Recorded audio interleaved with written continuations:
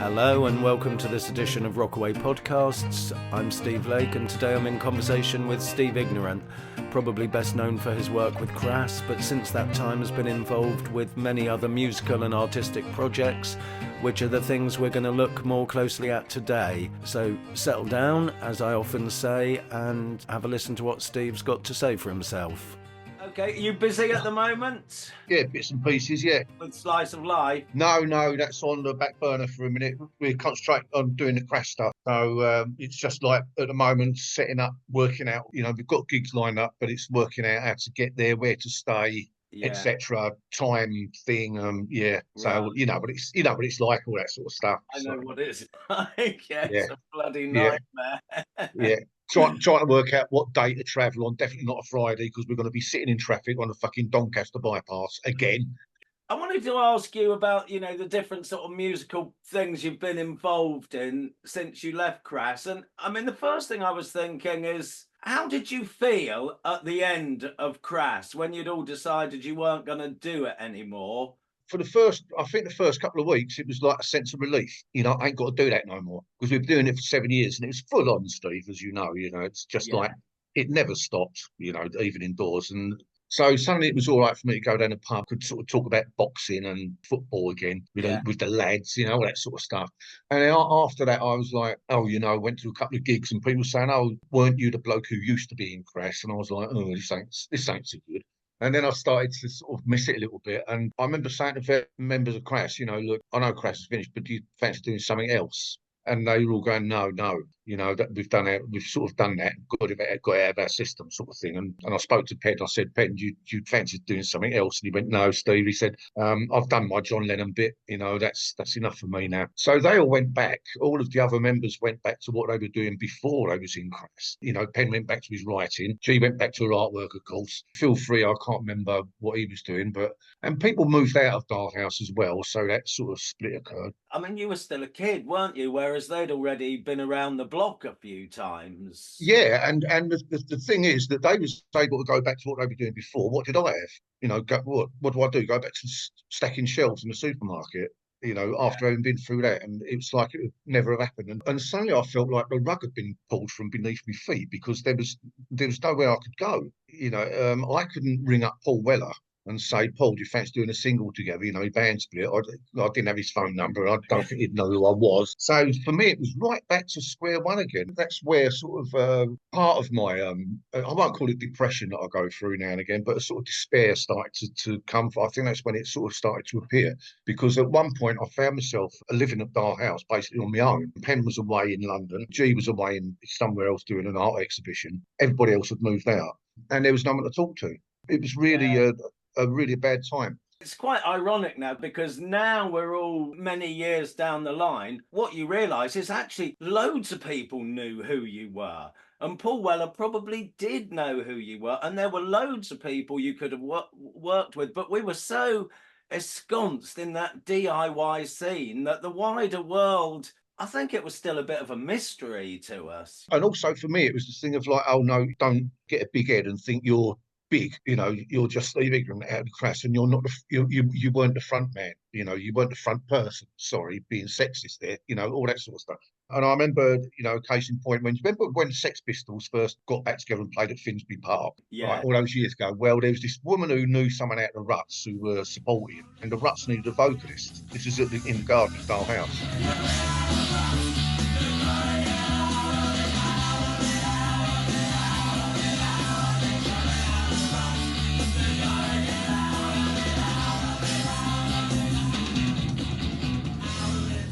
Said, oh, and the Ruts were wondering if you'd do vocals for them. And I was like, and I looked at her and I was like, oh, I'd like to do that. And then I sort of looked around and I could see Penn reading his book. I'm not putting it all on Penn. No. But I sort of turned and I went, no, it's not for me. I didn't feel I could do it. It was like almost like I was selling out or something. She drove over the hill on her motorbike, and I remember thinking, you fucking idiot. And so after that, I decided whatever came knocking on the door, I'll give it a go. I weren't going to shut myself down in that cell anymore. You know what it's like, Steve. You couldn't go out without wearing black. You couldn't wear leather. You couldn't have milk in your tea, and Christ knows what. All of that oppression. Did you start playing with Conflict after that? What happened was that I actually We went to New York with John Loder for a sort of a break. And while I was there, I was walking down the street and I heard this amazing music coming out. Remember those boom boxes they used to have? There's amazing sound coming out of it. And I stopped the bloke, it was a black family. And I went, excuse me, mate, what is that music? And he said, well, ain't you heard of scratching, man? And I was like, no, what is it? And he said, well, it's where you get the record and you move it back and it makes this sound. So when I came back to England, I was rushing around record stores trying to find this sort of rap scratch music. The best I could find was Grandmaster Flash. It's like a jungle sometimes, it makes me wonder how I keep from going under. It's like a jungle sometimes, it makes me wonder how I keep from going under.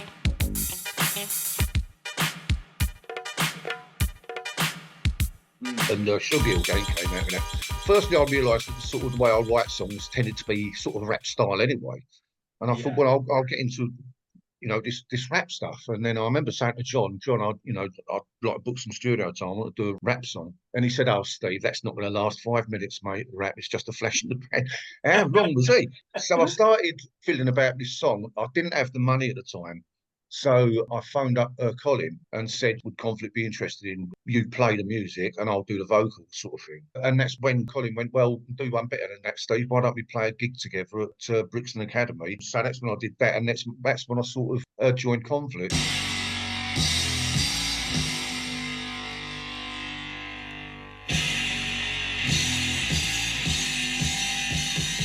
It was a way of getting back into that rock and roll sort of thing that I'd been missing. Yeah. And I didn't at the time feel responsible for anything that was going on in Conflict until later, obviously. But it was almost like I was just almost like a what do you call it, a session musician. Yeah. Yeah. That didn't last. Why was that? Obviously, because I was Steve from Crass, every time we played a gig, first there'd be the Conflict interview with Pecco and Colin, and then me. And then, of course, the questions about Crass would come in. And I felt that was unfair on them. Plus, some of the stuff that went on after and before gigs, I didn't feel comfortable with. And I didn't feel I had the right to sort of make orders and rules because it wasn't my band. Yeah. And I thought, well, the best thing to do before we have a blazing argument and fall out, best thing is just for me to leave, knock it on the head for a while. It was also because of the nature of what Conflict were doing. Sometimes I felt compromised in certain situations, and I didn't like that either. Me and Colin would do an interview all about peace and love and anarchy and all this sort of thing. And next thing you know, there's a fucking full-scale riot going on. So I just had to leave it.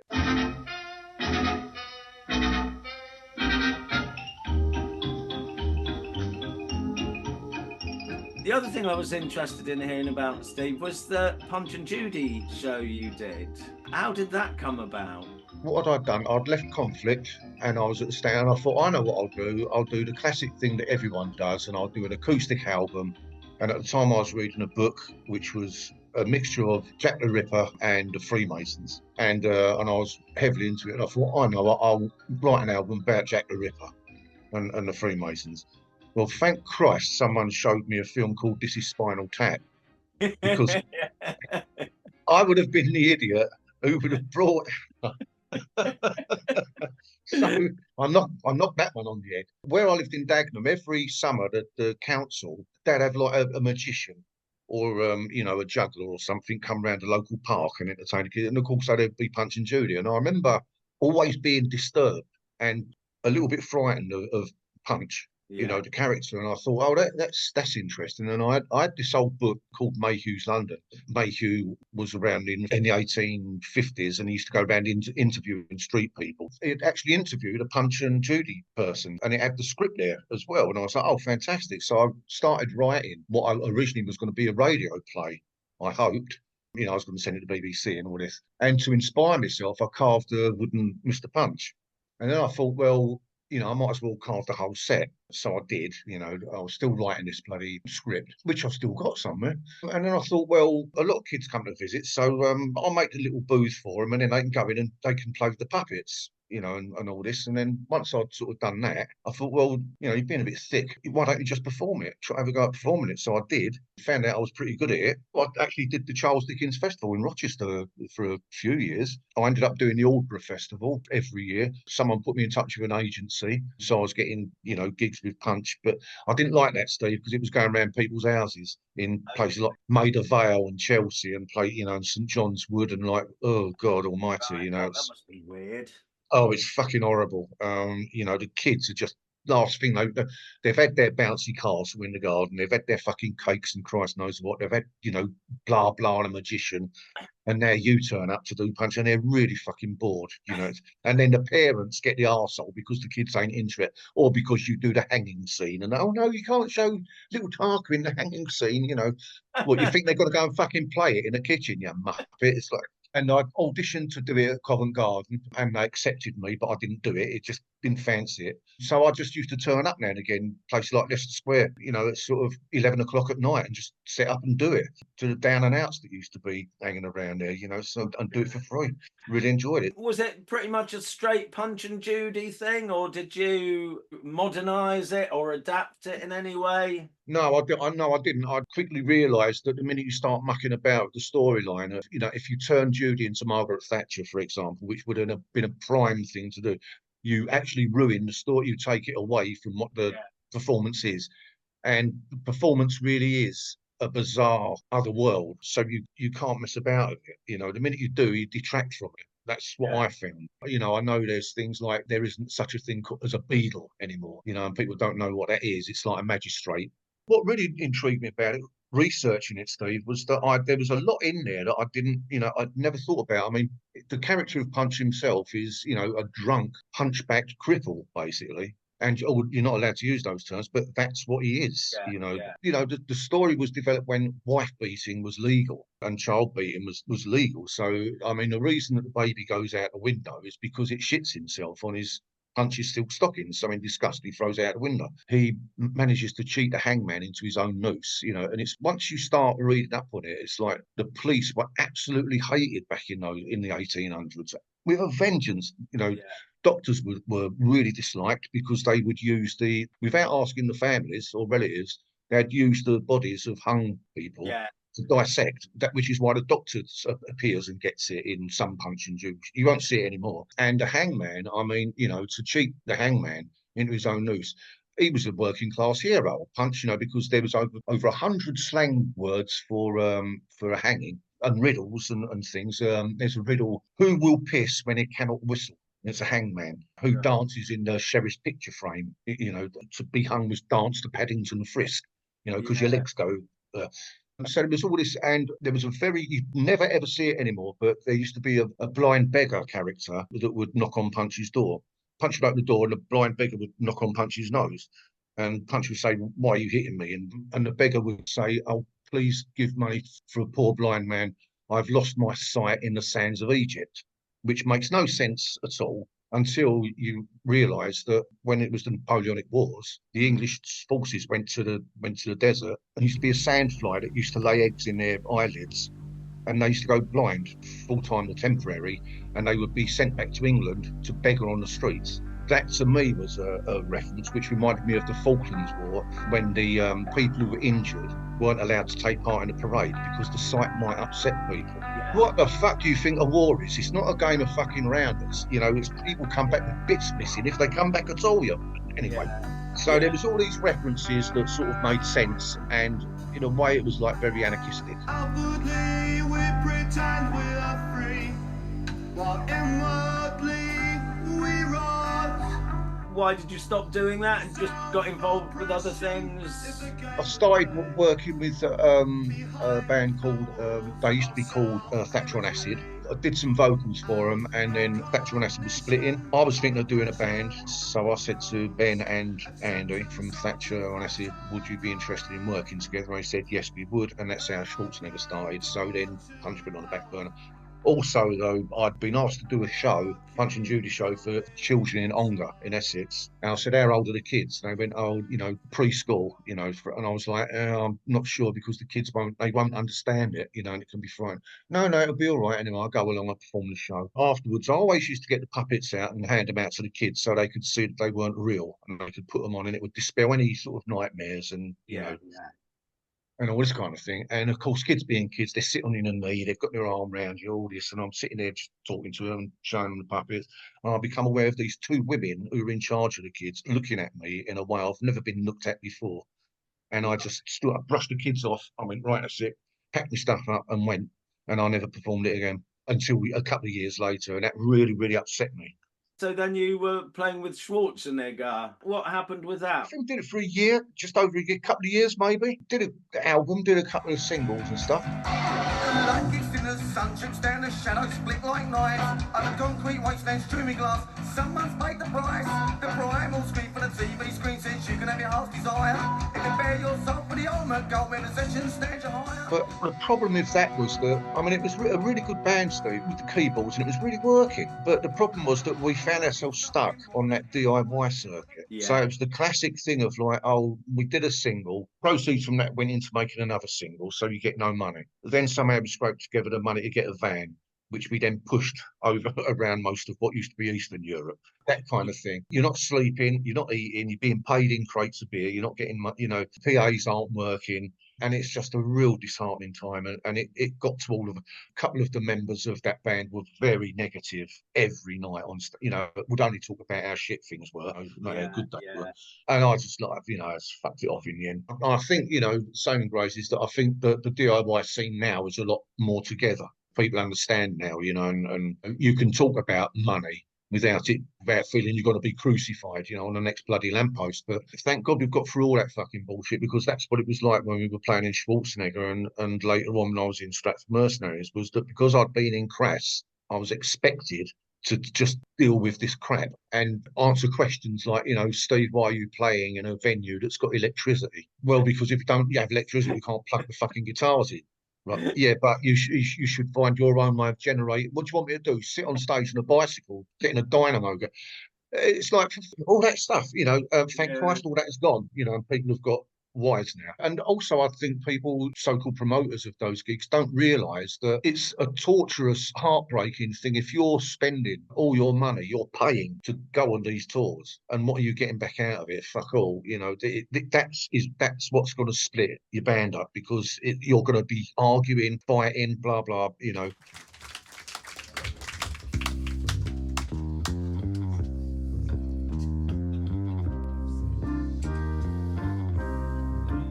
Does it heighten your senses when you beat the defenceless? When the eyes roll in anguish? When you lacerate soft flesh? When the cursors sharp spears? When the terms go to dark tears? Does it blighten With your Slice senses? of Life, you're probably playing a lot of different types of venues, more kind of like seated venues. The nice thing about Slice of Life is that for some reason we can go on before a heavy metal band and it will still work. We can go on with, I don't know, a choir and it will still work. It's really odd, but good. Doing Slice of Life, I really prefer it when people are sitting down and I'm basically just entertaining, like a nightclub sort of thing, a cabaret sort of.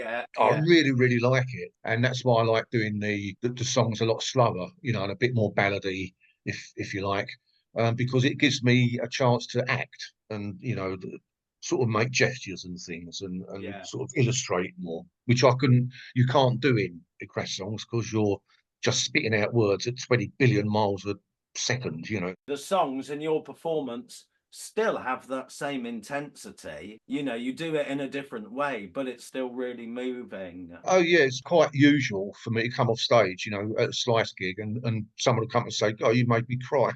So it's a very emotional thing. But no, I really like it because it allows me to break away from, and I don't mean this badly, but break away from that punk thing where it's got to be political.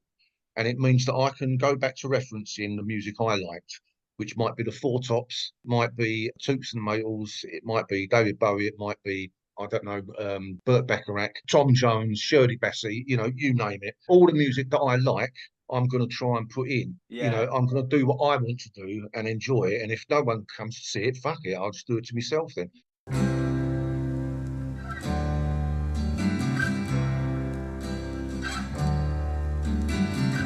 It's safe in a city to love in a doorway. I heard that you lived in a teepee for a while. Yeah, in the garden at Dole House. Yeah, I wasn't out on the prairies or anything like that. I was close to electricity, let's put it that way. So. It can get fucking cold in those things, but yeah, I did that for a while. That was my Native American thing, you know, that I got into. Yeah, it was a beautiful thing. You know, I'd recommend if people can afford it, or you know, really beautiful things to sit in, because you know, when the poles go up, and it makes your eye just circle round all the time. It's amazing. They're great, fantastic. And you built all that yourself then? Or? No, I had to send off. There used to be a magazine called the Whole Earth Catalogue, and so there was a company in there that did them, and I had to send off through Southern Studios, get it sent over. I think it was about 500 quid at the time, which you know, with my yearly, that was my yearly wage. What, from Crass? Yeah. 500 quid. I thought I was fucking rich. Then I realised, hang on, 500 quid. How much is that a week? Next to the dole. And I'm going out working. What do you feel now about communal living? It's a nice thing to do. You've got to have the right people, though. You've got to get on. And also the main, if there's any rule that you've got to have living communally, I would say it's consideration for other people all the time. If there's 6 of you living together and you walk past the sink and there's washing up in it, don't have a rota, just do it. No one cooking tonight, oh, I'll do it then. Don't play your music too loud in your room. I think that's the main thing, consideration. I've got my own community here with Fiona. I'm quite happy like that. But no, it's a great experience, and you certainly learn things from it. You know, I'd recommend it all the way but I'm not necessarily recommending open relationships. That's a whole different fucking minefield. Skip over that one. Okay, Steve, my time is almost up. I'm just getting a message. Thanks for that. Absolutely brilliant. Really, really interesting stuff. When our slice of life out on the road again? Not till next year. Lots of love to you and Yoni. You take care. Yeah, lots of love to you, mate. Okay, that's fantastic. So we'll probably talk to Steve again at some point in the future, but for now, that's that. Take a listen to other Rockaway podcasts, many interesting people. See you again soon. Bye. Life kicks in and the sun drips down and shadows flick like knives over concrete wastelands strewn with glass. Someone's paid the price. The primal scream from the TV screen says you can have your heart's desire.